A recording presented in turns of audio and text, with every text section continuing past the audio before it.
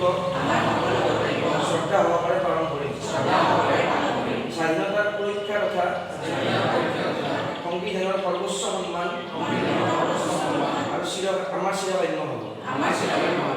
জ্ঞাত অজ্ঞাত অগণন মুক্তিযুঁজাৰুৰ সমৰ্পণ তথা বলিদানেৰে লাভ কৰা স্বাধীনতাৰ প্ৰকৃত ভাৱাৰ্থ প্ৰকাশ কৰি ৰাষ্ট্ৰক পৰম বৈভৱৰ শিখৰত প্ৰতিষ্ঠিত কৰিবৰ বাবে আমি চিৰ সংকল্পবদ্ধ হৈ ভাৰত মাতা কি জয়।